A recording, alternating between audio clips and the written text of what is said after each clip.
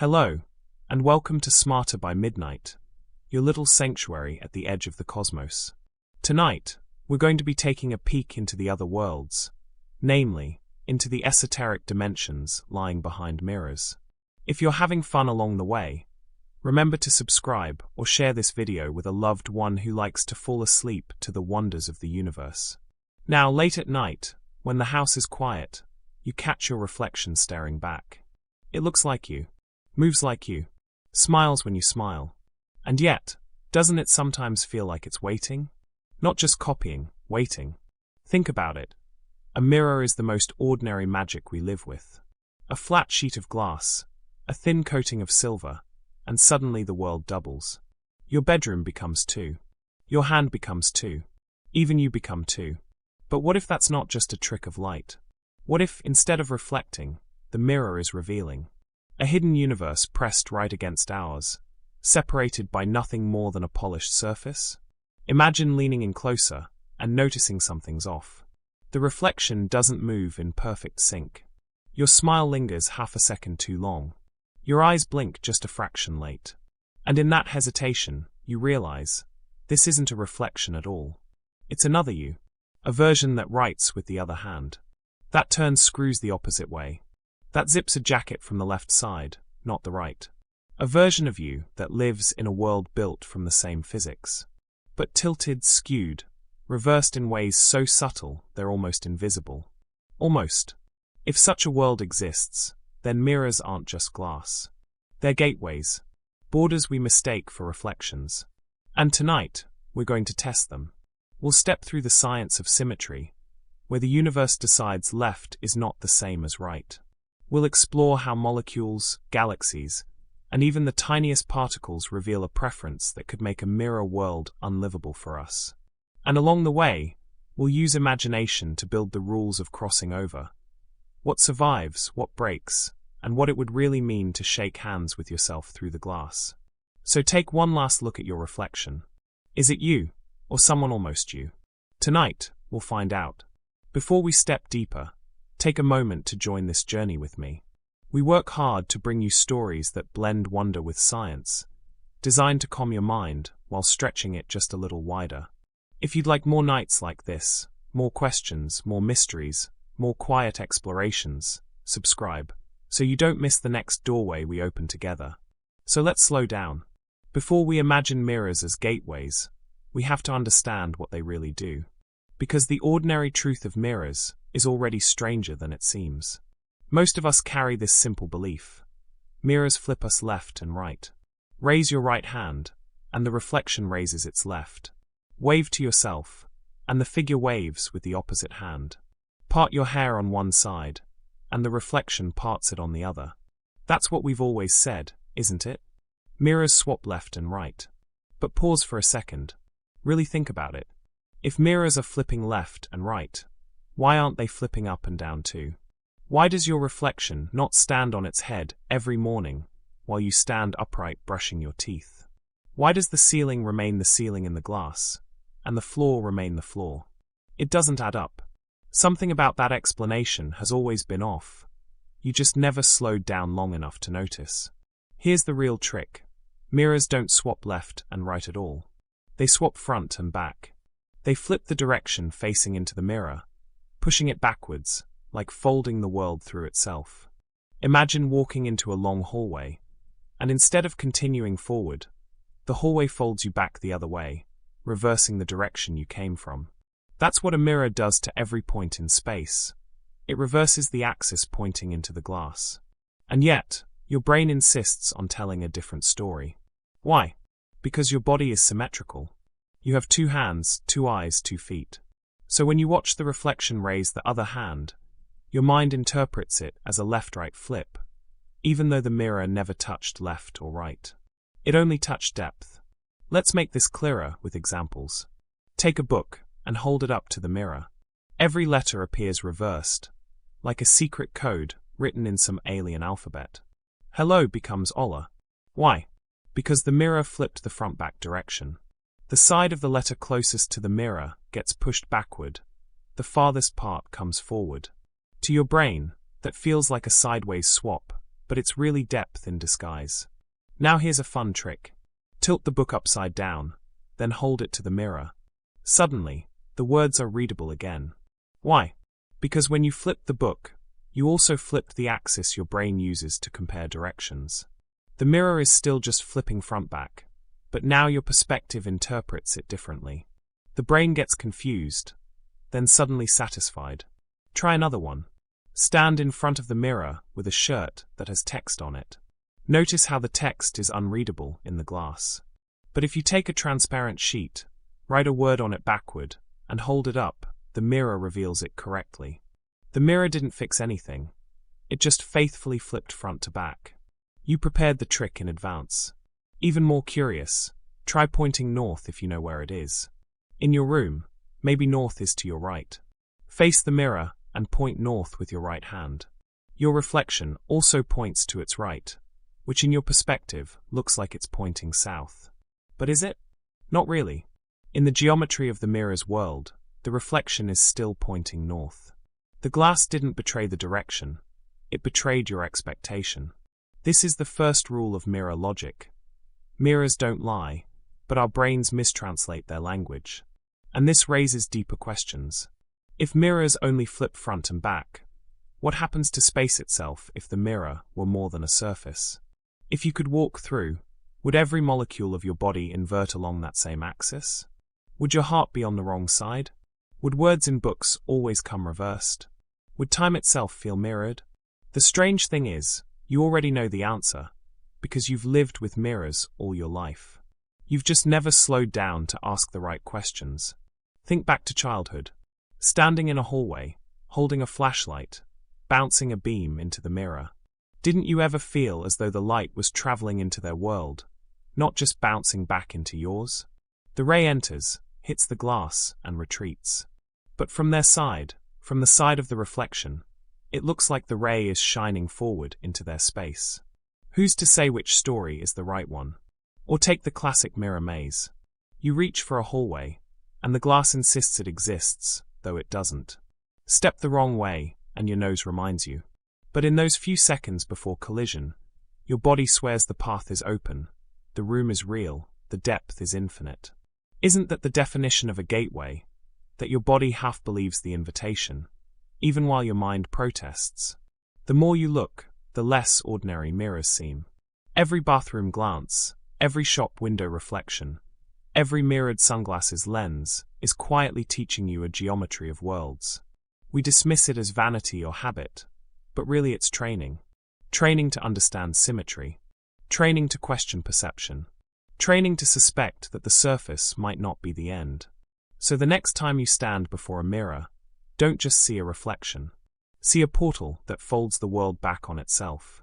Because once you understand what a mirror truly does, you're ready to imagine what might happen if the glass didn't stop. Now that we understand mirrors don't flip left and right, but instead flip front and back, we can step deeper into the question. Why does left and right matter at all? At first glance, left and right seem like nothing more than human labels. Hold out both hands. They look almost the same. 5 fingers, a palm, a thumb, a curve that could fool the eye. You could almost swap them. And yet, you can't. Your left hand and your right hand are mirror images. No matter how you turn one, twist it, rotate it, it will never perfectly fit over the other. That property, when something and its mirror image cannot be made to match, is called chirality, from the Greek word chair, meaning hand. Chirality is not just about hands. It's everywhere, hiding in the architecture of life itself. Take screws and bolts. A right-handed screw twists in easily when turned clockwise. Now imagine a mirror version, a left-handed screw that twists the other way. Try to push a left-handed screw into a right-handed hole. It won't work. The symmetry breaks, and suddenly you're locked out. Or consider seashells. Many shells spiral one way, but every so often you find one spiraling the opposite. Collectors treasure these opposite-handed shells, not just because they're rare, but because they remind us that even nature has preferences and occasionally exceptions. But the most important example isn't in shells or screws, it's in molecules. All living things, including you, are built from chiral molecules. Amino acids, the building blocks of proteins, exist in two forms, left-handed and right-handed. Sugars, which fuel our bodies, also come in left and right-handed versions. Here's the twist. Life on Earth almost exclusively uses left-handed amino acids and right-handed sugars. It's as though the universe flipped a coin 4 billion years ago and locked in a rule. Left for proteins, right for sugars. Now imagine stepping through the mirror. In that world, everything is reversed. Proteins are built from right-handed amino acids. Sugars spiral left. On the surface, nothing looks unusual. Plants still grow. Creatures still breathe. Chemistry still hums along. But for you, stepping in from this side, it would be devastating. Why? Because biology is like a lock and key system. Enzymes, the tiny machines in your cells, fit perfectly with the molecules of your body. If those molecules are reversed, the keys no longer fit the locks. The food looks like food. The water looks like water. But when you eat or drink, your enzymes can't process them. The nutrients pass through you as if they were carved from glass. Some substances might even become toxic, tricking your body in dangerous ways. Picture it. You arrive in the mirror world, hungry but calm. You pluck a fruit that looks identical to an apple. You take a bite. The sweetness is there, faintly, but it tastes off, almost like wax or perfume. Your body swallows, but your cells reject it. It fills your stomach, but starves your life. You drink water, and it seems fine. Water molecules are symmetrical, not chiral, so water is water in both worlds. You breathe air, oxygen, also symmetrical, and your lungs sigh with relief. For a moment, you think maybe it's safe. Then you eat again, and your body quietly begins to fail. That's the cruel genius of chirality. A world almost identical to ours, but built on the opposite hand, would be a paradise you could never truly inhabit. And here's a deeper curiosity. Why this choice? Why left-handed amino acids, and not right? Why right-handed sugars, and not left? The universe could have chosen either. The rules of physics allow both. But somewhere in the deep past, at the origin of life, a tiny imbalance tipped the scale. Maybe a burst of circularly polarized light from a supernova destroyed one form of amino acids slightly more than the other. Maybe mineral surfaces on the early Earth favored one-handedness over another. Whatever the reason, once life chose, it never turned back. Every plant, every animal, every person alive today carries that ancient decision. Now ask yourself, if the mirror world exists, did life there make the same choice? Or did it choose the opposite? If so, what would their biology look like? Would their fruit taste sweet to them and poisonous to us? Would their medicines heal them, but harm us? Would they look at our world the way we look at theirs? With longing, with fear, with curiosity, wondering what it would feel like to trade places for even a day. And here's the strangest thought of all. Chirality is not just a rule of life. It's a rule of perception. Every time you look into a mirror, you are not simply seeing yourself. You are seeing the possibility of a body that could exist, but doesn't, because its very chemistry would kill you. The mirror doesn't just copy your hand. It whispers, there could have been another you. But that other you would belong to a world you cannot survive. So when you ask whether mirrors are gateways to parallel worlds, chirality is the first barrier at the threshold. The gate may be open. The world may be welcoming. But the very food on the table, the very blood in your veins, would betray you. And that raises the haunting question. If you can visit but not stay, what does that say about the worlds we are separated from by only a sheet of glass? Stand in front of a mirror, and you're greeted by what looks like perfection. Every movement has a twin. Every gesture has an echo. You wave, and the reflection waves back. You smile, and it smiles too. The world behind the glass feels symmetrical, balanced, flawless. But the deeper you look into nature, the more you realize, symmetry is not absolute. The universe loves symmetry, yes, but it also loves to break it. And those tiny cracks in perfection are not flaws. They are the very reasons we exist. Think about snowflakes. They fall from clouds in infinite variations, each one six-sided, each one seemingly perfect. But no two are truly identical. Some arms grow longer, some split differently, some curl just a little out of line. Symmetry tried. Nature broke it. And in that breaking, beauty was born. Or look at your own body. From a distance, you appear symmetrical. 2 arms, 2 legs, 2 eyes, one left, one right. But inside, your heart leans left. Your liver hangs right. Your stomach twists slightly, like a coiled rope hidden beneath a shirt. Even our faces betray the illusion. No one's left side perfectly mirrors their right. And thank goodness, because those small asymmetries give us identity, character, individuality. But there's an even stranger kind of symmetry breaking, one written into the fabric of physics itself. For most of history, scientists believed the laws of nature didn't care about left or right. Drop a ball, and it falls. Spin a planet, and it orbits. Surely the rules of physics were blind to handedness, right? But in the 1950s, an experiment shattered that assumption. Physicists studied the behavior of cobalt-60, a radioactive isotope, as it decayed. They expected the particles it released to fly off evenly, with no preference for left or right. What they discovered instead was astonishing. The particles preferred the left. Nature itself had a bias. This was the discovery of parity violation, proof that the universe doesn't treat left and right equally. The weak nuclear force, one of the 4 fundamental forces of nature, breaks symmetry. It shows favoritism. It chooses. Think about what that means. On the grand scale, galaxies spin both clockwise and counterclockwise. Planets orbit in all directions. But on the smallest scales, buried deep in the heart of atoms, the universe whispers, left is not the same as right. Now imagine what that means for a mirror world. If you could step through the glass, parity violation would flip. Where our world prefers left, theirs would prefer right. The tiniest particles would behave differently, like dancers who rehearse the same choreography, but start on opposite feet. The whole rhythm of the universe would tilt. Here's a question. Why does this matter? Why should we care that the universe leans left at the subatomic level? Because if symmetry were perfect, we might not be here at all. Take matter and antimatter.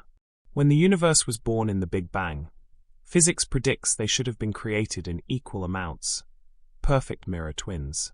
But if that were true, they would have annihilated each other instantly, leaving behind nothing but light. No planets, no stars, no you, no me. But the universe cheated. Somewhere, symmetry broke. Matter gained the tiniest advantage, the slimmest edge over antimatter. And that small bias, just one particle in a billion surviving, was enough to seed everything we see around us. Every galaxy, every ocean, every breath you take exists because the universe dared to be asymmetrical. So when you look into a mirror and wonder if a parallel world exists, remember this: perfection is an illusion. Symmetry is always cracked at the edges. And sometimes those cracks are not flaws, but lifelines. Ask yourself, if our world exists because of a broken symmetry, what kind of world would exist on the other side of the mirror, where the breaks happen differently? If parity favors left here, and right there, what new kinds of matter might form? What creatures, what structures, what stars would grow from rules tilted in the opposite direction? It makes you wonder, maybe the mirror world doesn't just look reversed. Maybe it is reversed at the deepest possible level. Not just your hands, not just your letters, but the very heartbeat of the cosmos. And if that's true, then stepping through the mirror isn't just stepping into another room. It's stepping into another lawbook. A place where the universe made different choices. A place both familiar and alien, built from rules that rhyme with ours, but never quite match. A mirror waits, quiet as glass, patient as a wall that never moves. But every time you stand before it, you feel a question pressed against the surface. Is it only me? Or is it also not me? The mirror has no voice, and yet it whispers. It says, I know your gestures. I know your gaze. I know the way you lean in close, unsure if you are checking yourself, or searching for someone else. It says, I am here because you are. But if you stepped away, would I remain? We imagine the mirror world as a stage, where actors dress in our skin. but rehearse the play in reverse. They turn the pages the other way. They greet the sunrise from the wrong horizon. They walk through doors hinged on the other side. And yet, isn't their laughter still laughter? Isn't their sorrow still real? Wouldn't their heartbeat echo like ours? Only with a rhythm we'd never learn to dance to? Symmetry is a comfort, but asymmetry is the secret. Your face is almost balanced, but not quite. One eyebrow arch is sharper. One eye squints in the light.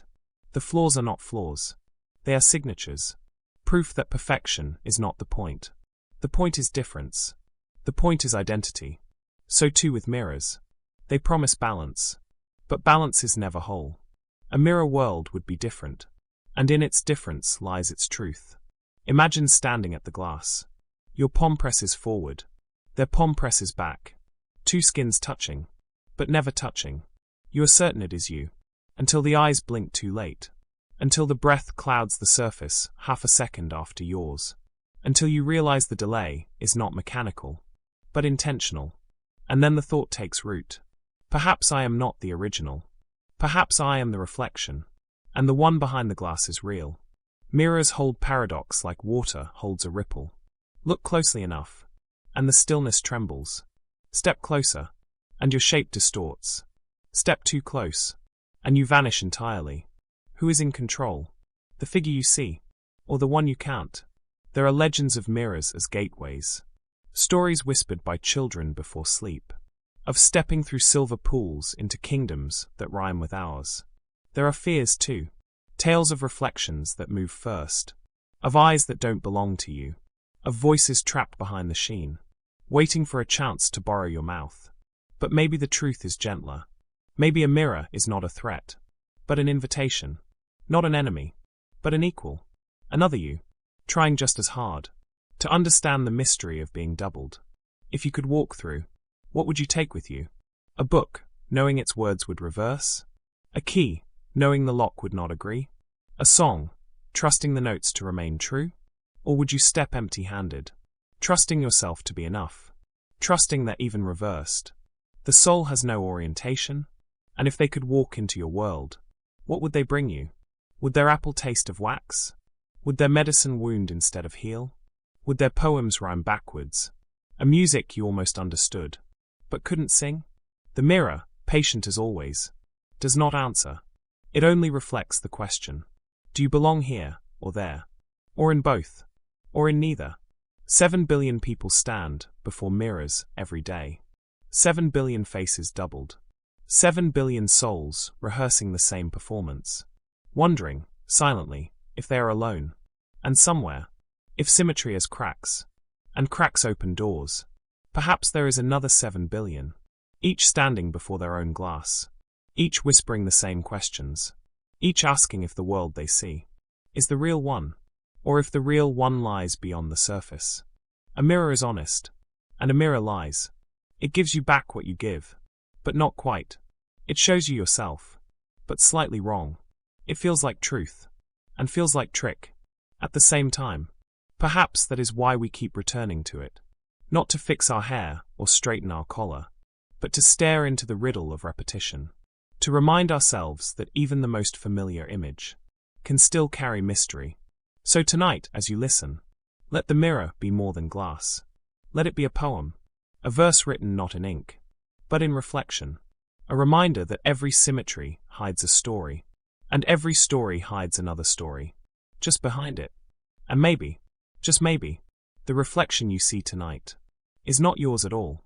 It is theirs, waiting, patient, for you to step closer, to press your palm, and to wonder, just a little longer, before we move on. When people talk about mirrors as possible gateways to other worlds, the first question is usually one of possibility. What would actually happen if you could step through?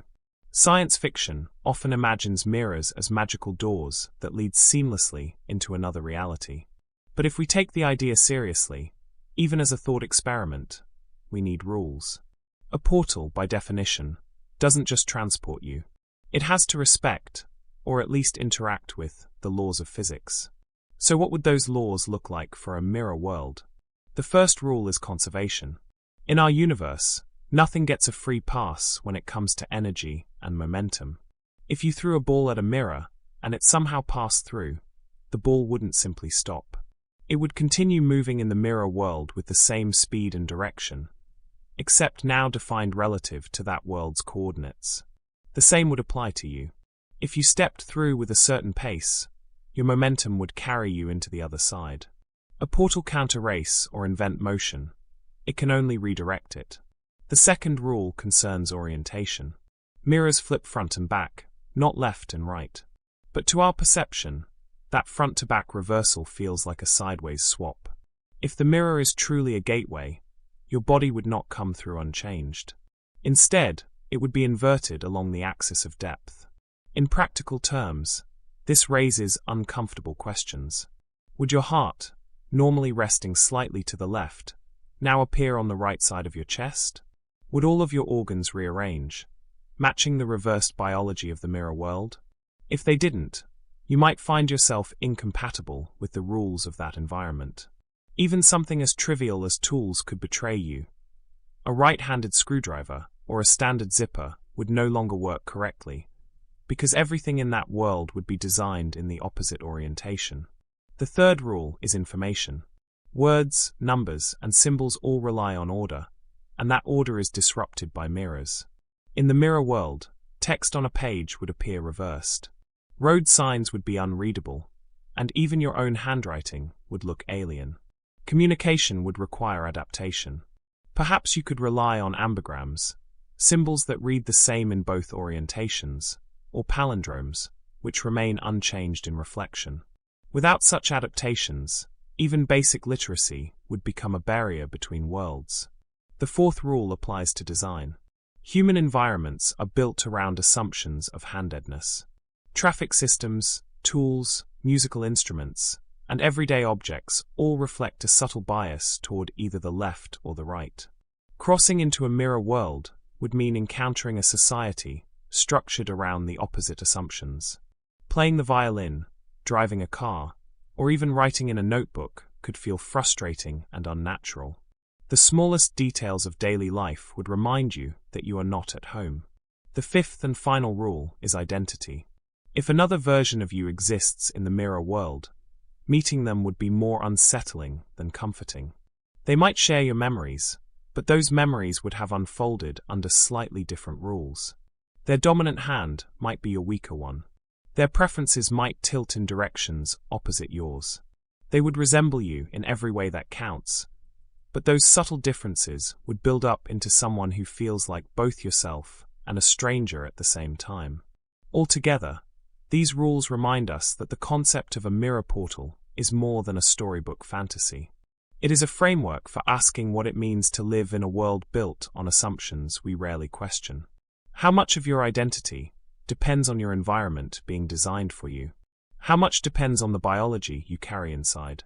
And if the universe has already chosen a preferred orientation for life, would a reversed version of that universe even tolerate your presence for long? The attraction of the mirror as a portal is that it looks so ordinary, yet it suggests a reality just beyond reach. But the more carefully you think about it, the more you realize that stepping through wouldn't just mean walking into another room. It would mean confronting the very foundations of physics, biology, language, and design. And perhaps that is why the mirror remains such a powerful symbol. It offers the fantasy of a gateway, while quietly reminding us of how tightly bound we are to the rules of our own world. If a mirror were truly a gateway, the first challenge would not be stepping through. It would be making contact. Before anyone dared to cross, they would want to know if someone was already there on the other side. And if they were, how would you communicate with them? After all, mirrors don't just duplicate shapes. They transform information. Every symbol, every letter, every gesture is reversed. So the real question becomes, how do you send a message through a surface that flips everything backwards? At first glance, it seems impossible. Hold up a page of text to a mirror, and the words instantly become unreadable. Hello turns into Ola. For us, it looks like nonsense. For the mirror world, though, it might appear perfectly normal. To them, our backward writing would read as ordinary. The problem is, if they tried to write back to us, we'd face the same issue in reverse. Communication across the glass quickly becomes a tug-of-war of perspectives, where neither side can agree on which version is correct. This is where the cleverness of design comes in. Some words and symbols are immune to mirrors. These are called ambigrams, designs that read the same way even when reversed. You may have seen this on tattoos, logos, or puzzles. The word wow, for example, looks unchanged in a mirror. The word MOM is the same. Palindromes also come close. Words like radar or level are read forward and backward the same way, though in a mirror, the letters themselves still appear flipped. Imagine, then, if humanity ever wanted to develop a true mirror language. We'd need an entire alphabet made from ambigrams, letters designed to resist the mirror's trick. There are fun historical examples of this idea already at work. Leonardo da Vinci famously wrote many of his notebooks in mirror script, his letters running backward across the page, readable only when held up to a mirror. Historians debate why. Was he trying to protect his inventions from prying eyes? Or was it simply more natural for a left-handed genius to pull the pen across the page rather than push it? Whatever his motive, Da Vinci's journals remain one of the earliest messages to the mirror, waiting centuries for curious readers to flip them back into meaning. Now imagine applying this concept to a world beyond the glass. Suppose you wanted to establish a first contact protocol with your mirror world counterpart. What would you write on the page? What could survive reflection without distortion? The answer is not obvious. Numbers, for example, are tricky. 1 and 8 look mostly the same, but 2, 3, 5, and 7 betray their asymmetry. Mathematics might be the better choice. Equations like 2 plus 2 is equal to 4 remain true no matter how you flip them, and geometric shapes like circles, triangles, and squares survive unchanged. In fact, math might be the ultimate mirror-proof language. The Pythagorean theorem works on both sides. A right angle remains right-angled even when reversed. In this sense, mathematics is not just the universal language of aliens, it would also be the universal language of mirrors. Let's take it further. Imagine a case study. 2 scientists, one on our side, one in the hypothetical mirror world. They can see each other through the glass, but cannot hear one another. One holds up a card with a triangle. The other nods and draws the same shape. Progress. Then one writes pi equals 3.14159. The other smiles knowingly and completes the digits. Suddenly, they realize they are not just reflections, they are thinkers, able to share knowledge across the divide. From there, they might develop a whole lexicon of mirrored mathematics, a growing bridge of symbols immune to reversal. But communication is not just about numbers, it's about culture. Could stories pass through the mirror? Could art? Consider music. Notes on a staff are symmetrical in a way text is not. A melody written in mirrored notation might still be playable. Sound waves themselves don't reverse when reflected. If both worlds shared similar hearing, perhaps a song hummed across the glass could become the first true conversation. It's an eerie but delightful idea, that before words, before treaties, before agreements, the first thing we would share with the mirror world is a lullaby. Now here's a fun fact. Emergency vehicles sometimes already use this logic. The word ambulance is painted backward on the hood of the vehicle, so when drivers look in their rearview mirrors, the word appears the right way. In a sense, ambulances are already communicating through mirrors, sending life-saving information across glass surfaces in real time. Extend that idea, and you have a blueprint for mirror-world communication. Of course, there are limits. Gestures are tricky. Raise your right hand in greeting, and to them it looks like you raised your left. A handshake across the glass would always be mismatched. Even more unsettling, if both you and your reflection tried to write at once, would the letters collide, cancel, or cooperate? The very act of writing could reveal the subtle but inescapable differences between the two worlds. So what have we learned? If mirrors are portals, communication comes with challenges, but not impossibilities. We could speak in symbols immune to reversal. We could rely on numbers, geometry, and ambigrams. We could use sound, perhaps even light pulses, to build a dictionary one signal at a time. And in doing so, we would learn not just how to talk to a mirror world, but how to rethink our own dependence on orientation, assumption, and perspective. The larger lesson is this: mirrors don't just challenge how we see, they challenge how we understand meaning. To communicate across them, we would have to strip our ideas down to their most universal forms: shapes, numbers, tones, rhythms. In a way, that's humbling. It reminds us that most of what we use to signal who we are, our alphabets, our languages, even our tools, are not universal truths, but cultural accidents shaped by handedness and history. To step into a mirror world is to be reminded that meaning can survive, but only if we find the parts of our knowledge that are strong enough to withstand reversal.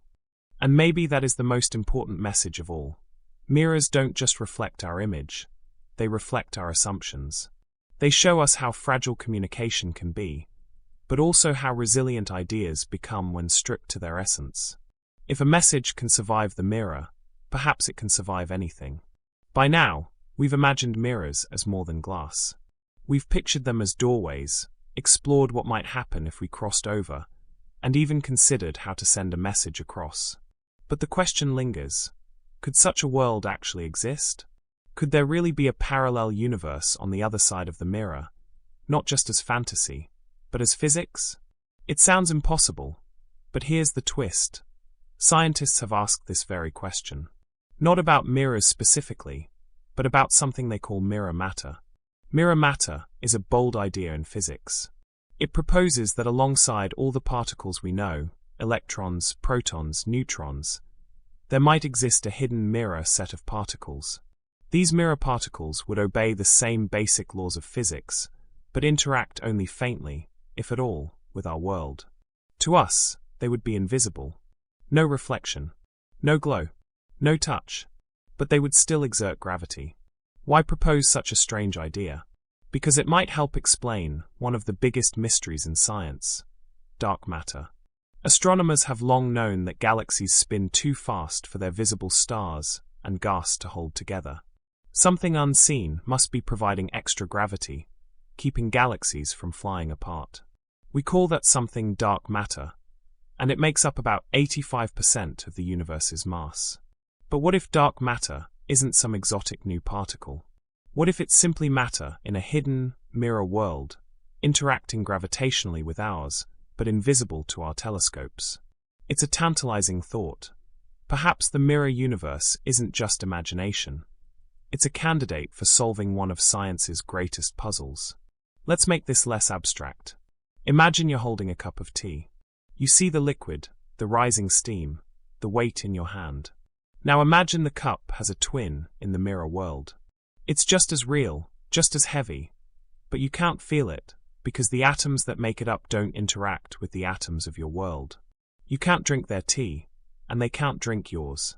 Yet, in theory, both cups exert gravity, both bend space-time, both are part of the same universe in parallel. This is where things get fascinating. In 1991, physicist Robert Foote and colleagues suggested that mirror matter could exist as a kind of shadow universe. If true, mirror atoms could form mirror stars, mirror planets, and even mirror life. Entire galaxies might exist right alongside ours, invisible but gravitationally real. You might be sitting next to a mirror person right now, separated not by distance, but by interaction. Their atoms slide through yours like ghosts. Case study. Did you know that some experiments have already looked for hints of this? In 2018, scientists at Oak Ridge National Laboratory in Tennessee tried to test whether neutrons could slip into a mirror world. The experiment involved watching neutrons decay. If some disappeared faster than expected, it could hint they were escaping into a hidden mirror dimension. Results were inconclusive, but the very fact such experiments are happening shows how seriously some physicists take the idea. Here's another fun fact. In 1956, the Nobel Prize was awarded for proving that the universe distinguishes left from right in particle physics, the parity violation we talked about earlier. The discovery shocked the scientific world because until then, people assumed symmetry was sacred. Mirror matter theories pick up from that point. If our universe has a handedness, maybe there's another sector balancing it, hidden from view, carrying the opposite preference. Now let's make this personal. Imagine if a mirror world were real. Not fantasy, but physics. How would you know? What would daily life reveal? Perhaps you'd feel it in subtle ways. The weight of galaxies overhead, held together by matter you can't see. The tug of a hidden mass beneath your feet, shaping how the Milky Way spins. Maybe déjà vu isn't just a brain glitch, but the faintest echo of a parallel rhythm next door. Of course, science doesn't claim this, but the thought keeps us awake, wondering. Imagine an astronaut exploring the void of space. They measure the pull of gravity from an invisible cluster of stars. To them, it's dark matter. But from the mirror side, an astronaut might be doing the same, pointing to our galaxy as their own invisible counterpart. Two explorers, back to back, never able to touch, but both part of the same cosmic equation. The hypothesis raises questions that feel almost philosophical. If there's a mirror world, does it mean there's also a mirror you? Would that you have made the same choices, or would their life have unfolded differently under subtly opposite rules? If their world is gravitationally linked to ours, does that mean our fates are entangled in ways we can't see? Science, for now, offers no proof, but it offers possibility, and possibility is powerful. So where does this leave us?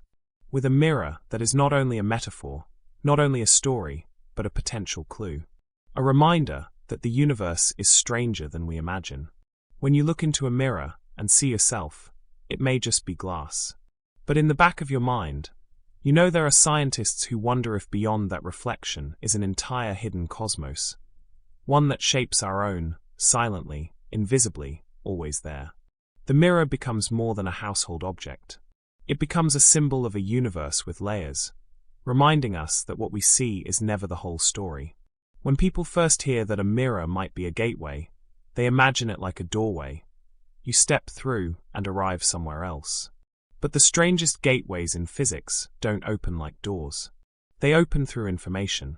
And nowhere is this clearer than in the experiments that reveal how light itself behaves. Think of the famous double-slit experiment. You shine light through two narrow openings, and instead of forming two bright lines on a screen, it creates an interference pattern, ripples of brightness and darkness, as if the light were a wave spreading across space. The unsettling part is this.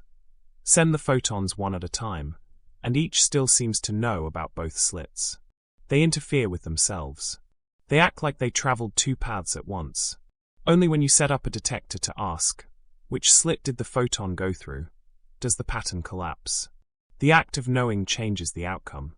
It's as if reality doesn't decide until you look. Now imagine combining this with the idea of mirrors.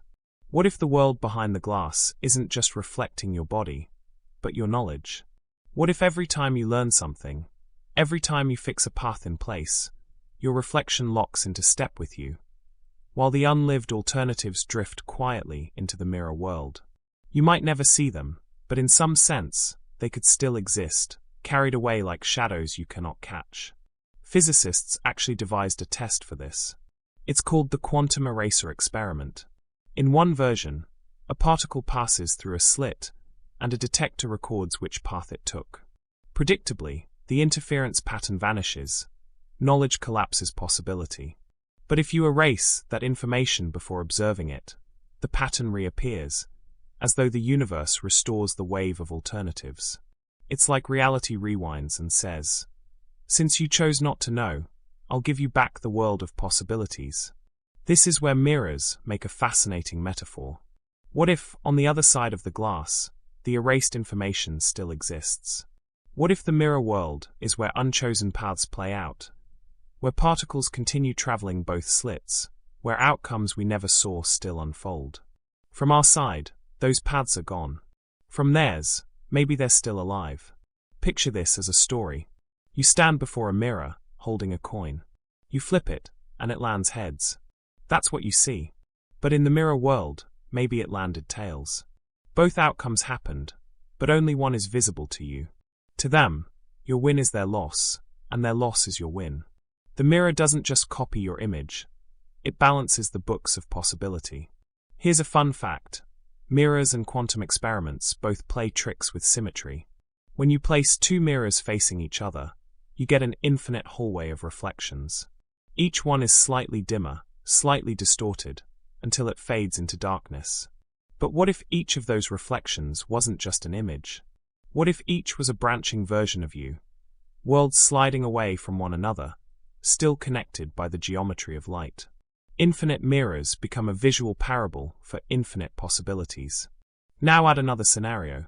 Suppose you're building a machine to communicate with the mirror world. You don't use words, because they flip. You don't use food, because it poisons. You use information.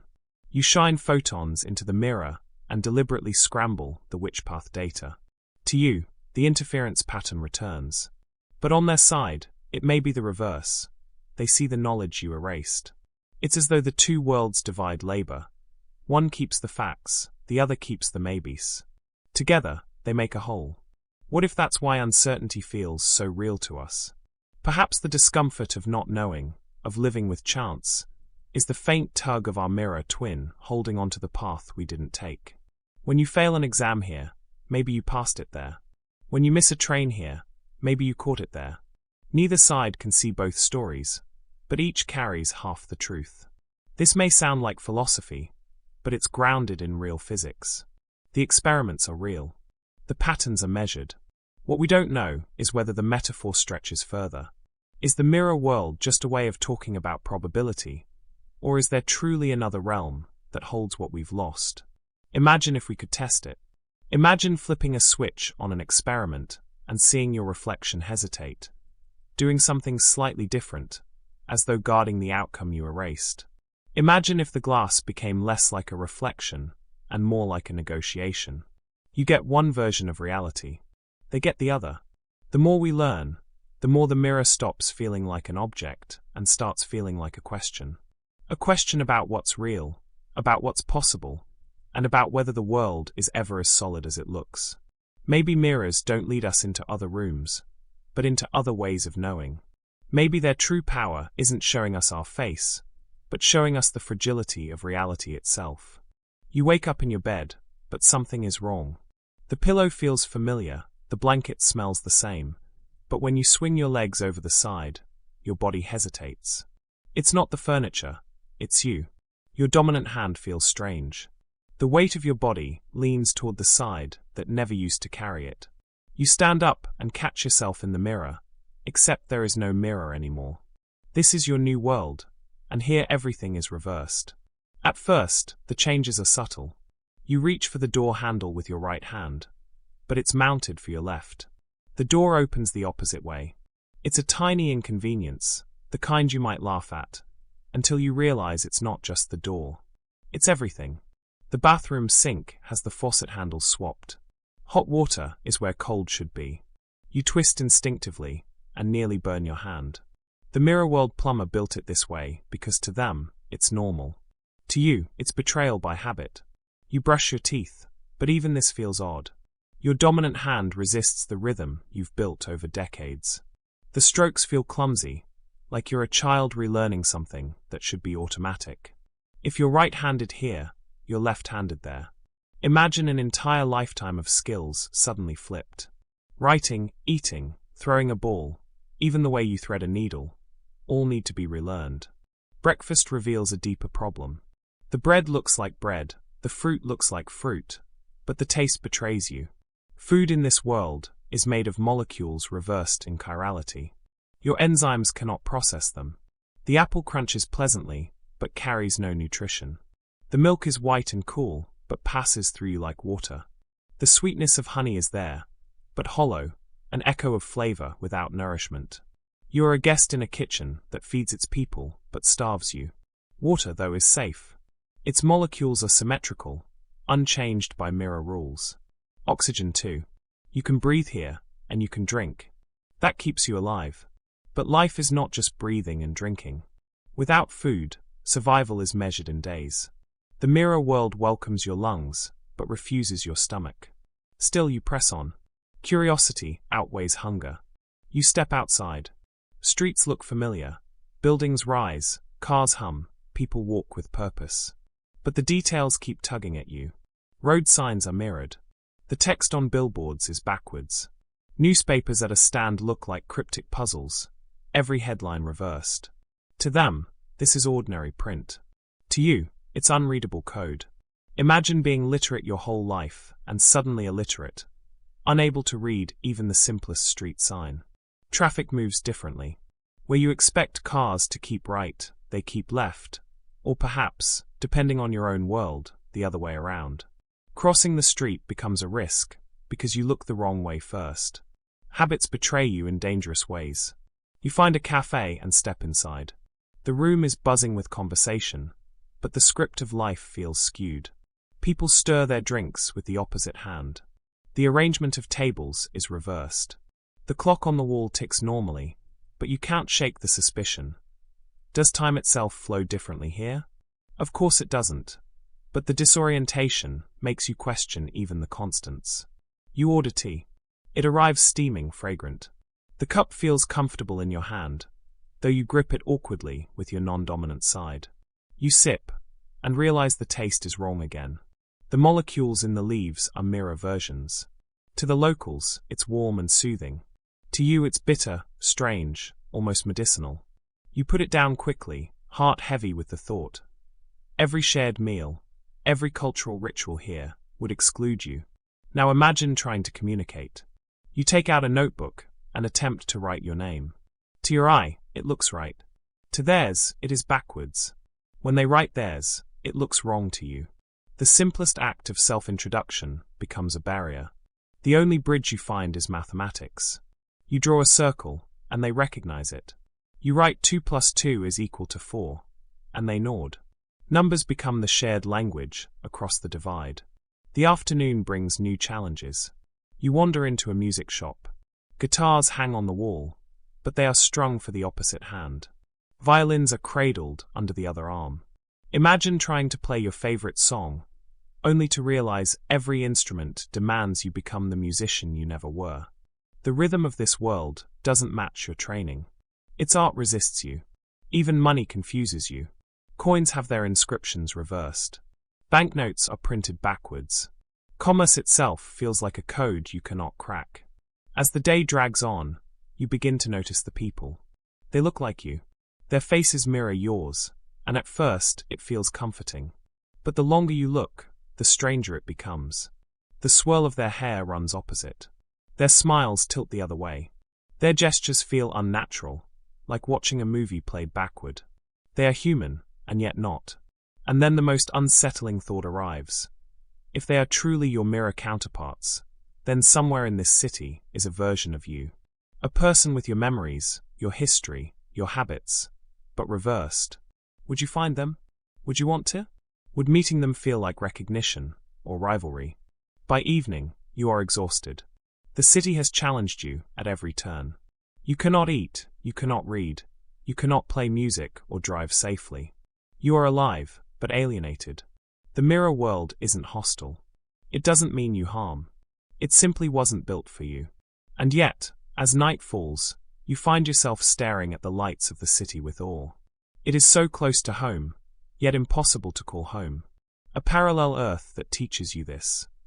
Identity is fragile, comfort is constructed, and survival is deeply local.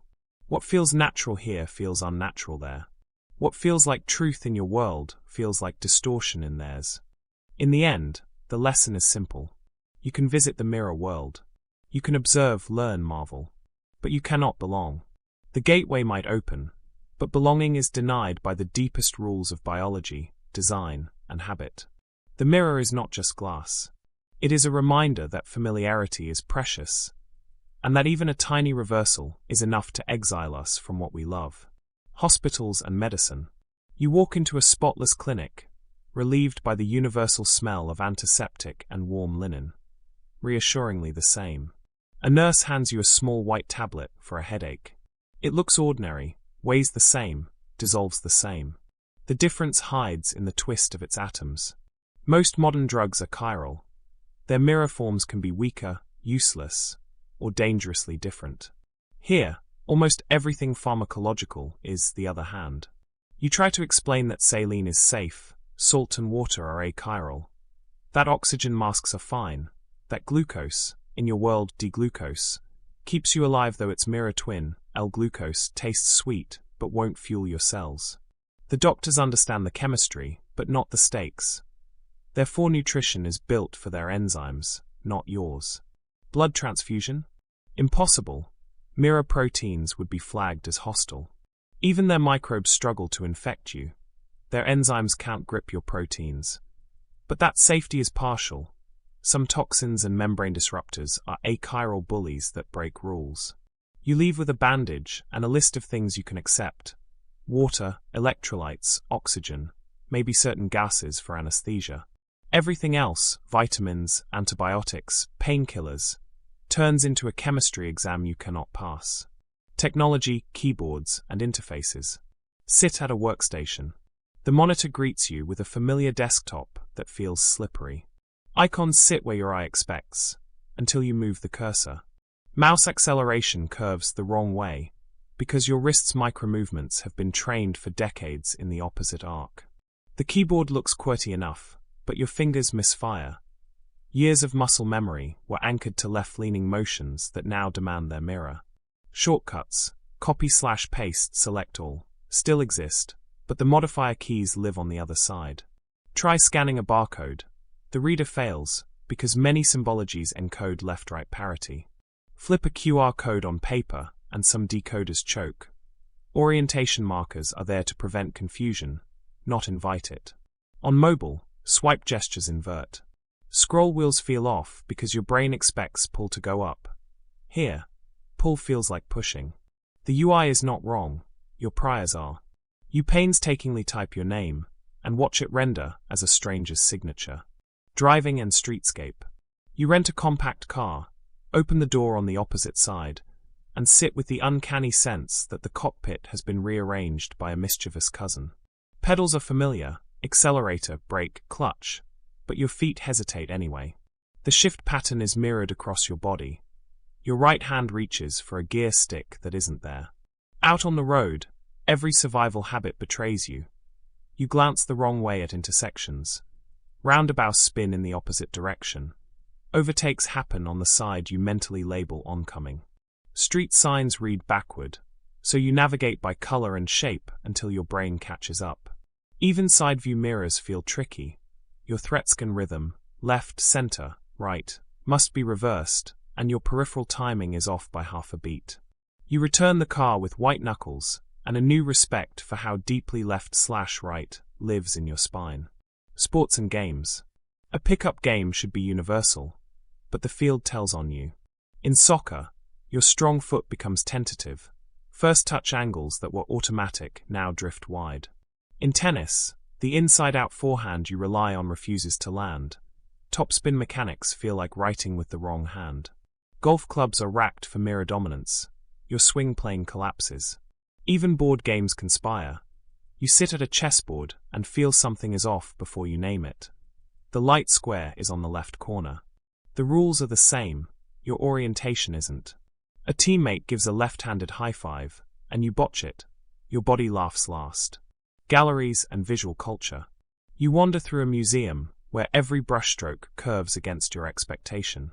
Calligraphy feels like beauty written with the wrong wrist. Famous imagery, if it exists here, is unrecognizable in its subtleties. The sitter's part tilts the opposite way. The favored eye catches light from the other side. You notice how much visual design assumes reading direction. Drop shadows, highlight edges, even the way logos lean into motion. In corridors lined with mirrors facing mirrors, the infinite regress reads as a parable. Not just endless space, but endlessly branching interpretations. Maps, geography, and orientation. An atlas opens. Coastlines look like home until they don't. The hook of Italy drifts the other way. South America's curve hugs the opposite ocean. Of course, the planet hasn't physically flipped. East is still where the sun rises, but the cartographic conventions enslave your sense of place. Compass labels are printed in mirrored type. Your hand draws arrows that feel backwards. Weather maps flip winds you thought you understood. In your world, cyclones spin one way per hemisphere. Here, The iconography encodes the same physics, but your pattern memory rebels. Wayfinding becomes anthropology. You're learning how maps teach culture as much as location. Animals and the everyday biology of left. A friendly dog greets you. Its fur whirls spirals opposite to your grooming stroke. The cowlick on its brow runs the other way. You toss a ball with your non-dominant hand and watch the dog pivot to the wrong side, because that's how it was trained to heel.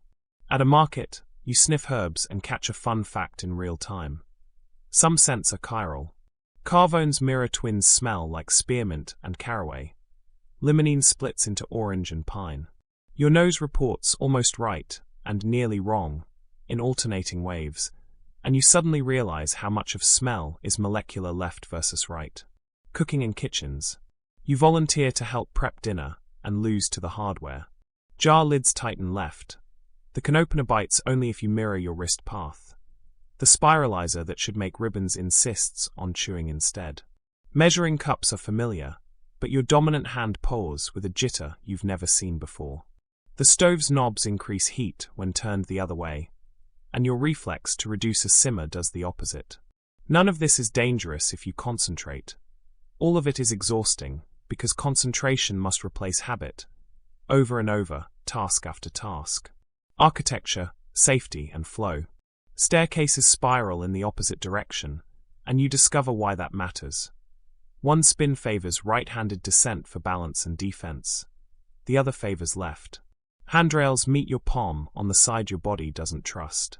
Emergency exits swing open toward the hand you don't offer under stress. Even screw threads in fixtures reverse. Fastening becomes unfastening if you apply the wrong torque. Building codes here evolved for mirror bodies. Your body is a statistical outlier the architecture did not plan for. Money, payments, and machines. Coins feel real. Weight, clink, cold.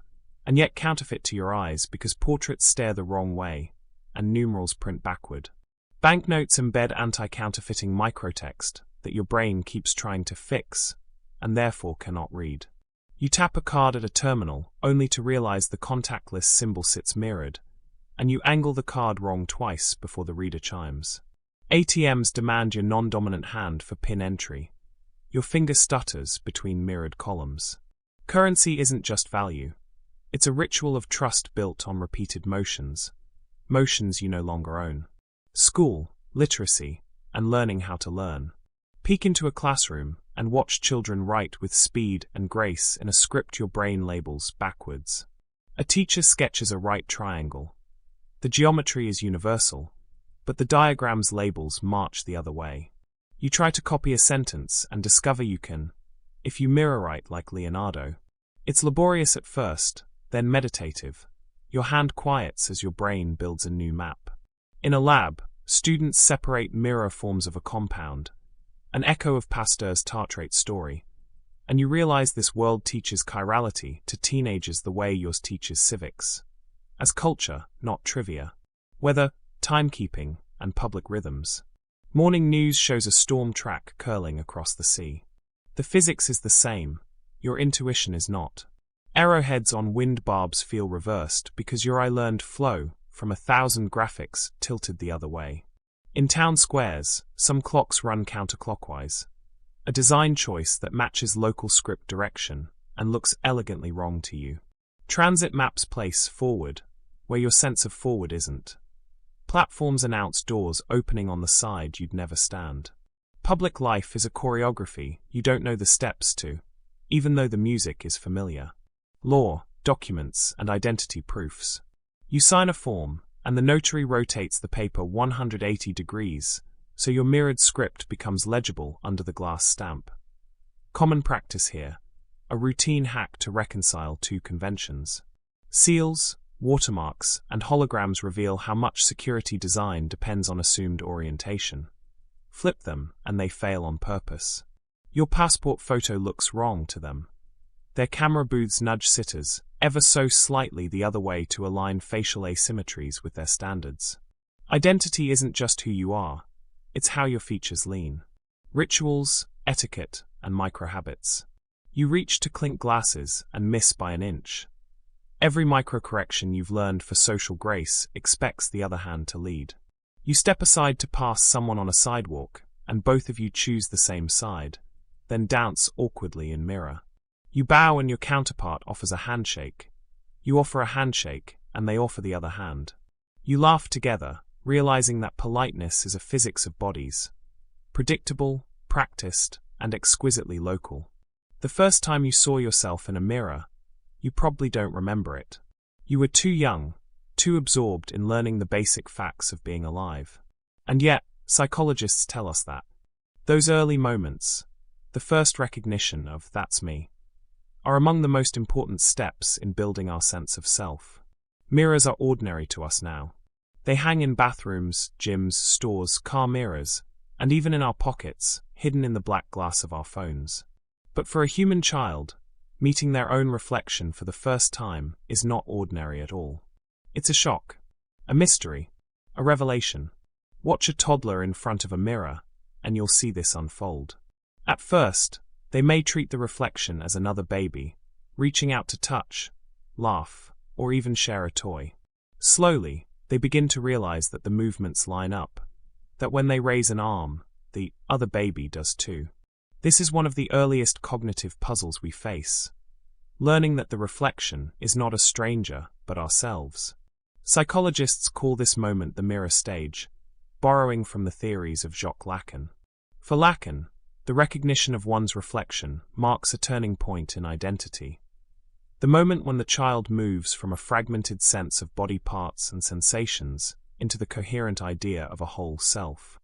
It's a moment of triumph. I am one being. But also of alienation, because the self is first discovered outside of us, in an image we do not fully control.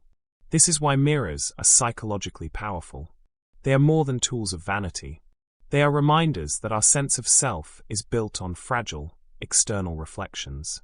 We rely on mirrors to confirm how we look, how others see us, and in many ways who we are. But mirrors also disturb us. Have you ever stared at your own face too long in a mirror? At first it's familiar, comforting even. But give it a minute, and something begins to shift. Your features warp. Your eyes look strange. A grimace forms that you didn't intend. This unsettling phenomenon is known as the strange face illusion, first described by Italian psychologist Giovanni Caputo. He asked volunteers to gaze at themselves in a dimly lit mirror for 10 minutes. Almost all of them reported seeing their face distort into monstrous, unfamiliar, or even entirely different identities. Some swore they saw the faces of relatives, or strangers, or even archetypal images like demons or animals. The explanation lies partly in the Troxler effect, a quirk of the visual system where unchanging stimuli fade from perception if we stare too long. As your brain filters out stable features, small changes in shadows and micromovements start to dominate. But the psychological overlay is just as important. We project meaning onto the distortions, interpreting them as other faces, other selves. It's as though the mirror, given time, stops reflecting us and starts reflecting our unconscious. This is why mirrors appear so often in ghost stories and folklore. From the legend of Bloody Mary to Victorian mourning rituals where mirrors were covered after a death, the glass has long been treated as a threshold between the living and the uncanny. Part of us trusts the mirror implicitly. Another part never shakes the suspicion that it hides something else. Yet mirrors are not only about fear, they can also heal. In medicine, mirrors are surprisingly powerful tools. Consider mirror therapy, first developed for patients with phantom limb pain. After an amputation, some patients still feel sensations, sometimes excruciating pain, in the missing limb. Neurologist V.S. Ramachandran discovered that placing a mirror in such a way that the intact limb appears where the missing one should be can trick the brain into seeing the lost limb again. Patients moving their healthy arm while watching its reflection can relieve pain, as the brain reinterprets signals and rewires its body map.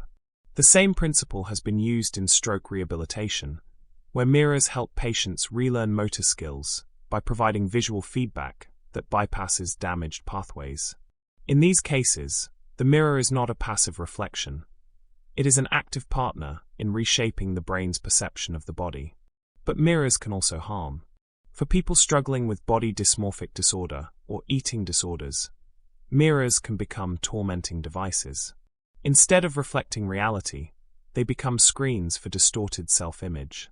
A person may see flaws that aren't there, or magnify small details into overwhelming obsessions. What should be a tool of self-recognition becomes a weapon of self-criticism. The same psychological power that can heal through mirror therapy can, in another context, feed cycles of anxiety and self-doubt. Animals, too, have complicated relationships with mirrors. The mirror test, devised by psychologist Gordon Gallup in 1970, is a simple but revealing experiment. A mark is placed on an animal in a spot they cannot normally see, like their forehead. Then a mirror is introduced. If the animal touches the mark on themselves rather than on the reflection, it suggests they recognize the image as their own. Great apes like chimpanzees, bonobos, and orangutans pass the test. Dolphins, elephants, magpies, and even some fish like the cleaner wrasse show signs of recognition. But many species, including dogs and cats, do not. For them, the reflection remains an intriguing but alien creature. This raises the profound question: does recognizing yourself in a mirror mark a threshold of consciousness? Are animals that pass the mirror test more self-aware? Or does it simply reflect a particular kind of intelligence, tied to vision rather than other senses? For example, dogs may fail the mirror test but succeed in scent-based recognition, which matters more to them than sight. So we find ourselves circling the same mystery. Mirrors reveal, but they also deceive. They tell us who we are, but also distort us. They confirm identity, but they unsettle it too. For some creatures, mirrors are doors to self-awareness. For others, they are opaque walls. And this is where the imagination leaps. If mirrors can heal phantom limbs, if they can distort faces into demons, if they can confirm or deny selfhood, what if they are more than tools? What if, in some sense, they are collaborators, partners in shaping our perception of reality? And if that's true, what else might they be shaping without our awareness? Staring at yourself in the mirror for too long can feel like stepping into a foggy dream. Your brain, hungry for change in the unchanging, begins to betray you. The Caputo experiment showed that almost everyone, given time, sees distortions in their own reflection. But what does this mean for everyday life? If the brain is so quick to warp, how much of what we see in the mirror is actually real? Consider the simple bathroom mirror. You stand before it each morning, convinced it gives you an objective account of your face. But that mirror is lying, or at least, it is telling only half the story. For one, mirrors flip front to back. That small shift means you have never truly seen yourself as others see you. Your smile, the tilt of your head, the small asymmetries that make you unique, they all look different to the people who know you. In fact, many people dislike photographs of themselves because the photo shows them the true version, not the mirror version they are most familiar with. To you, the reflection is home. To everyone else, the photograph is reality. Now take this idea further. What if we could meet ourselves exactly as others see us? Imagine a machine that projects your image without the mirror reversal. For the first time, you would see the version of you that everyone else sees every day. Would you recognize yourself? Or would it feel like meeting a sibling you never knew you had? This thought experiment reveals how fragile self-image really is. A single flip in perspective is enough to make us question identity. Cultural history is filled with examples of how seriously humans take mirrors. In some traditions, mirrors were believed to capture the soul.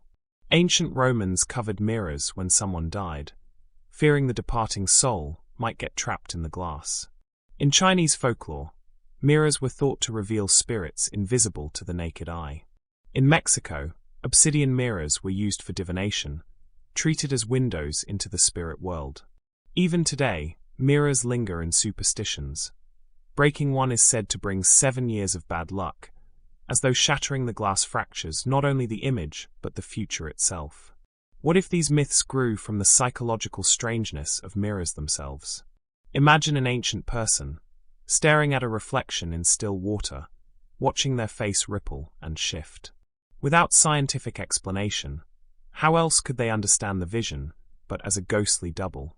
The mirror self became a symbol of the soul, and the fear that it could be harmed or stolen was natural. Even in modern science, the uncanny remains. In mirror-gazing therapy for body image issues, patients are encouraged to look at themselves for extended periods, confronting the distortions their mind projects. For some, this practice is healing.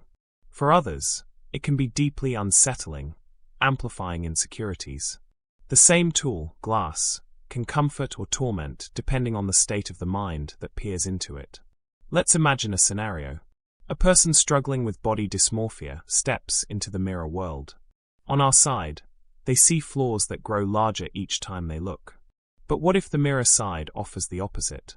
What if every flaw they obsess over is smoothed away, every wrinkle erased, every imperfection dissolved? At first, it feels like paradise. Finally, a reflection that matches the ideal. But then comes the question, which version is real? Which self deserves love? The one with flaws or the one without? The more they look, the more the perfection becomes monstrous. What started as comfort ends as alienation. The mirror does not heal. It magnifies the tension between who we are and who we wish we were. This tension is not limited to humans. The mirror test has revealed fascinating insights into animal minds. Chimpanzees often touch the mark on their head after seeing it in the mirror. Dolphins contort their bodies, studying themselves from odd angles. Magpies peck at the feathers marked with paint, confirming awareness. But not all pass. Dogs may bark at their reflection, as though it were another dog. Cats may paw curiously, then lose interest. Does failing the mirror test mean they lack self-awareness? Or does it simply mean they measure identity through other senses? Here's a striking case: elephants. In 2006, researchers placed a large mirror in an elephant enclosure and painted a white X on the animal's forehead. One elephant touched the mark repeatedly, ignoring the mirror image and focusing on its own body. It was a quiet but groundbreaking moment. A creature that large, with such a different brain from ours, recognized itself. This forces us to broaden our idea of self-awareness. Maybe mirrors are not just about vanity or identity. They are about consciousness itself. And here comes the what if. If animals that recognize themselves in mirrors show deeper consciousness, what about our own mirror reflections? If there truly were another self behind the glass, equally capable of thought, how would we know? If your reflection blinked a moment late, not because of illusion, but because it chose to, would that not pass its own kind of test? Wouldn't that prove it was aware of you as much as you are aware of it? The mirror test turned inside out becomes an unsettling paradox. Perhaps we are the ones being tested. Fun fact: in Japan, there is a term called mirror fear, a specific phobia where people feel dread at seeing themselves. Psychologists link it to depersonalization, the eerie feeling of being detached from your own body. Staring into the glass for too long, some feel as though the reflection is no longer them, but a stranger watching closely. Could this be a modern echo of those ancient superstitions about mirrors trapping souls? The deeper you look, the more the mirror becomes less an object and more a stage. It's where perception, memory, and identity all collide. And this is where infinity begins to creep in. Stand between two mirrors facing each other, and you see an endless hallway of reflections. Each copy grows dimmer, but the series feels infinite. For a child, this is magic. For a philosopher, it's a metaphor. For a physicist, it's a puzzle about light, space, and perspective. What if each reflection in that infinite chain were not just an image but another world? Each one slightly dimmer, slightly altered, carrying versions of you that drift further and further from the original. What if the 10th reflection is you with one different choice, the 100th is you with a different life entirely, and the 1000th is a version you could no longer recognize? Suddenly, the infinite regress of mirrors looks less like a trick and more like a visual metaphor for the multiverse. Here's where mathematics joins the story. Infinity is not just a word. It's a set of ideas, each stranger than the last.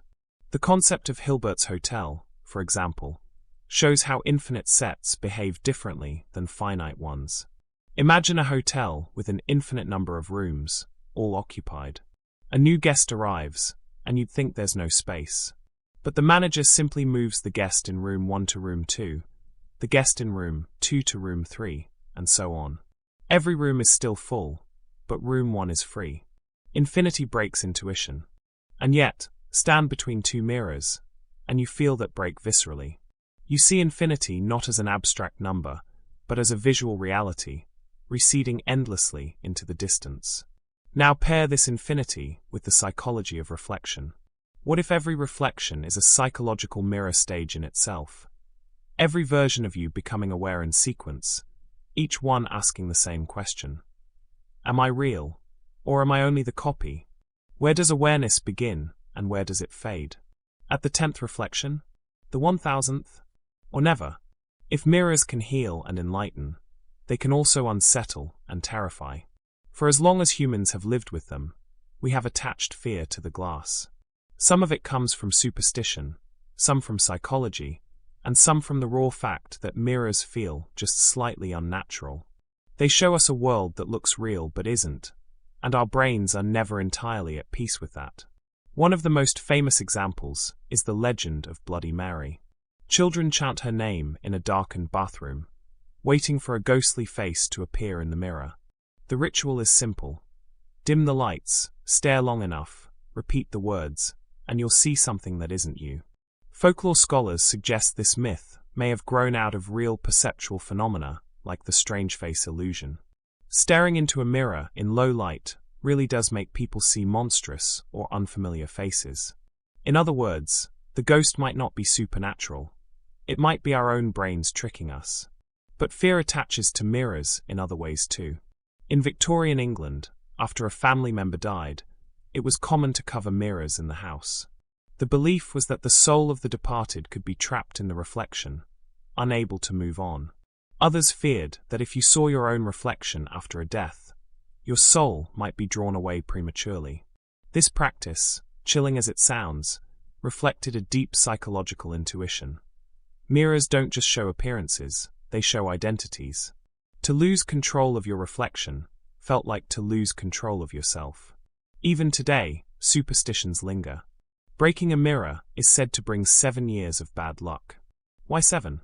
In Roman times, people believed life renewed itself every 7 years.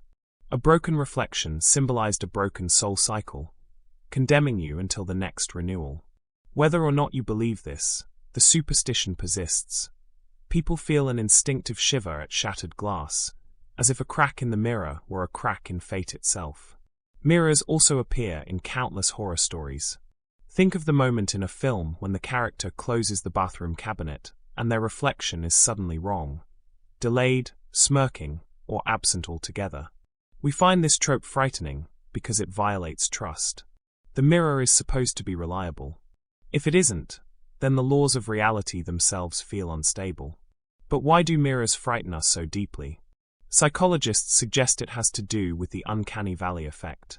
Just as robots or CGI characters that look almost human disturb us, a reflection that looks almost right but not quite triggers unease.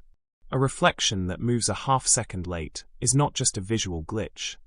It is the hint of another intelligence. And the thought of another you, independent and hidden, is terrifying. Now imagine living in a house full of mirrors. Not the funhouse kind, but ordinary ones. Every corner catches your eye. Every step doubles your presence. At first, it feels like luxury, brightness, spaciousness, endless reflections. But after hours, you begin to sense something unnerving. Your reflection always matches you, yes, but what if it didn't? What if, for a split second, you turned away and it stayed looking? What if, late at night, one of the many faces in the glass blinked out of sync? Fear of mirrors is not fear of glass. It is fear of the possibility that the glass is alive. Cultures around the world reflect this fear in their myths. In some Slavic traditions, mirrors were believed to open into other dimensions at midnight. In parts of Mexico, children were warned not to stare too long into mirrors, lest they see the devil's face staring back. In Japanese folklore, mirrors are sacred objects, but also dangerous. They are said to reveal hidden truths, sometimes truths you'd rather not know. There are even modern reports of haunted mirrors. Antiques said to contain spirits, mirrors in abandoned houses blamed for strange visions. Psychologists explain these as a mix of suggestion, low lighting, and expectation. But the stories persist. Once a mirror gains a reputation, every creak of the house, every flicker of shadow seems to confirm it. Now here's a thought experiment. What if haunted mirrors are not about ghosts at all, but about perception itself? If staring too long makes faces morph, then perhaps the ghost in the glass is simply your own mind externalized. A haunting not of the house, but of your nervous system. In this sense, haunted mirrors may be the most honest horror. They scare us by showing how unstable we really are. Still, consider the possibility. What if haunted mirrors do exist, not as supernatural traps, but as glitches in the fabric of space? Imagine a mirror that doesn't just reflect your light, but reflects some of the hidden matter we spoke of earlier, dark matter, mirror matter. What if, once in 1,000 times, the glass betrays not your face, but a face from that parallel world? You'd call it a ghost. They'd call it proof you exist. Both would be true. Fun fact: in feng shui, mirrors are powerful symbols. Placed correctly, they can attract energy, bounce away negativity, or expand prosperity. Placed incorrectly, they can invite bad luck. Here, the mirror is not a passive object but a tool of power, shaping not just what you see but the fate of the household. It's a reminder that across cultures, mirrors are never just glass. They are thresholds, both feared and revered. Now, let's push the what if further. Imagine you are trapped in a mirror maze, like those in carnivals. Dozens of reflections stare back. You raise your hand, and a dozen versions respond. But what if one didn't? What if, out of all the duplicates, one reflection stayed still? You'd be frozen in terror. For a moment, the difference between illusion and reality would collapse. This is the essence of mirror horror. The fear that the familiar is not safe, that the image you trust most might betray you. And here's the unsettling truth. Some people have phobias specifically about mirrors, called spectrophobia. They avoid reflective surfaces not because of superstition, but because of anxiety that the reflection will show something uncanny, an extra face, a wrong expression, or nothing at all. Even modern psychology can't fully untangle why this fear runs so deep, but it reveals something important. Mirrors hold a primal grip on our imagination. What if this grip is evolutionary? Early humans, seeing themselves in water, might have interpreted the reflection as another being. To survive, perhaps our brains evolved to treat reflections with caution. That caution never fully disappeared. It lingers today in our horror movies, in our ghost stories, in our quiet unease when walking past a darkened window at night. In the end, the dark side of mirrors is not about demons or curses. It is about vulnerability. A mirror reflects us perfectly, yet we never fully control it. It knows our every move, but we can't be sure it doesn't know more. It reflects our face, but also our fears. That is why mirrors are terrifying. Not because they lie, but because they tell truths we'd rather not face.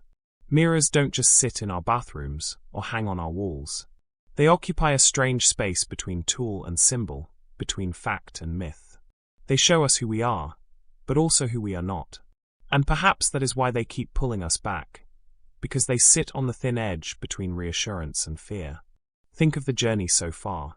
As children, we discover the mirror and realize the reflection is us.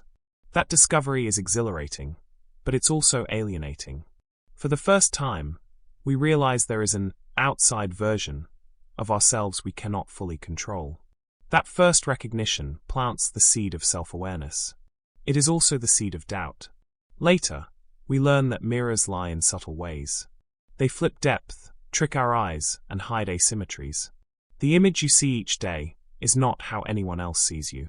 Your loved ones, your friends, strangers on the street, all of them live with a different version of your face than the one you know best. In a sense, you are a stranger to yourself, and only the mirror lets you pretend otherwise. Then come the illusions. Stare long enough, and the reflection shifts. Shadows warp. Faces morph.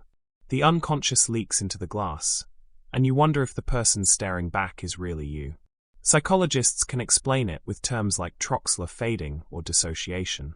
But the subjective experience is harder to dismiss. When your own face turns into a stranger's, explanations don't erase the chill. This is why cultures draped mirrors after death, why stories warn children not to stare too long, why haunted mirror legends appear everywhere. We fear mirrors not because of glass, but because of what happens in the mind when the glass stops behaving like glass.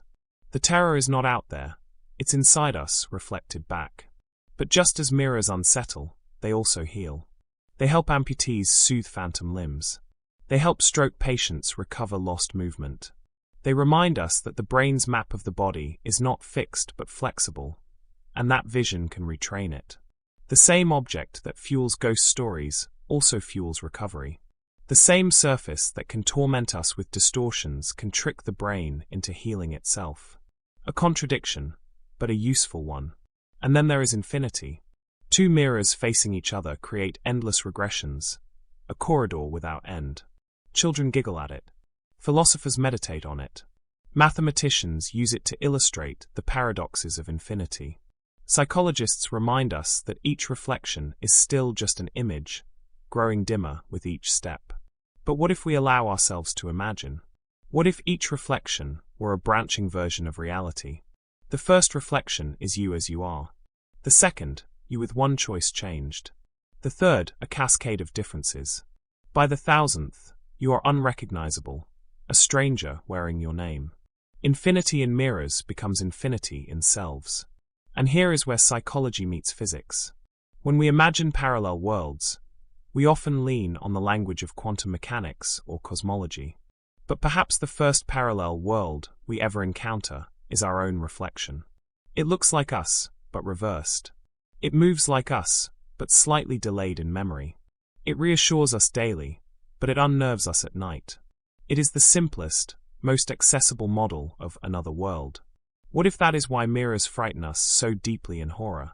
When a reflection lingers too long, when it smiles without your command, when it fails to appear at all.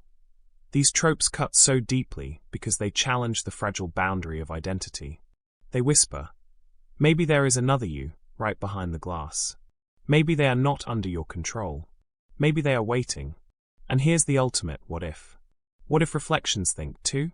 What if every glance into the mirror creates not just an image, but a consciousness, flickering into being as long as you look? When you turn away, do they vanish? Or do they keep thinking, trapped behind the surface, building their own sense of self out of the moments you gave them? If so, then perhaps we are the reflection, and they are the real. Perhaps the test is ongoing, each of us wondering which side is true. Fun fact: some modern experiments in cognitive science already flirt with this idea. In virtual reality, when people are given digital avatars with altered features, they quickly begin to identify with them. Change the height of the avatar, and they feel taller. Change the skin color, and they report shifts in perspective.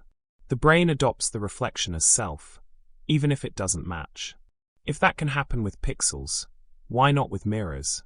Perhaps every reflection is a temporary self the brain cannot help but entertain. The mirror, then, is more than glass.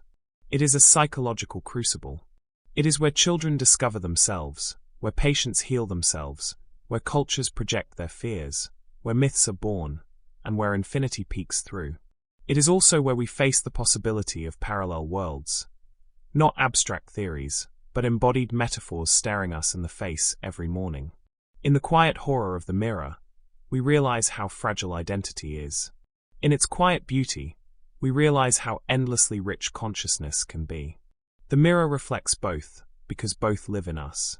So the next time you catch yourself staring too long, remember, you are not just looking at your face.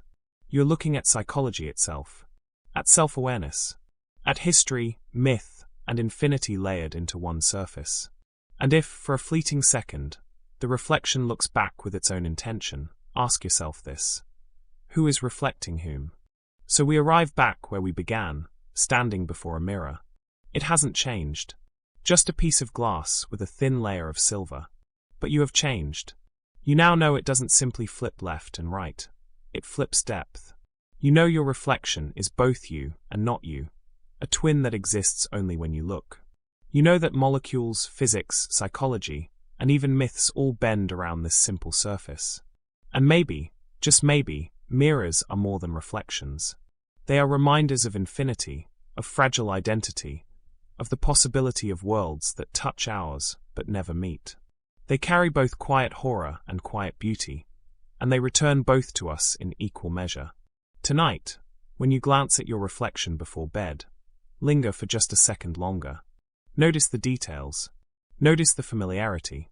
Notice the unease. And ask yourself the question we've been circling all along. Is that truly me? Or is there someone else behind the glass? If you've enjoyed this journey, these late-night explorations of wonder, science, and imagination, stay with us. You can subscribe, not as a transaction, but as an invitation. Each week we'll open another doorway, ask another impossible question, and let curiosity do the rest. Think of it as a ritual, a calm space, a quiet hour, a gentle mystery to end your day. Because mirrors don't just show who you are, they show who you might be. And that's a journey worth continuing together.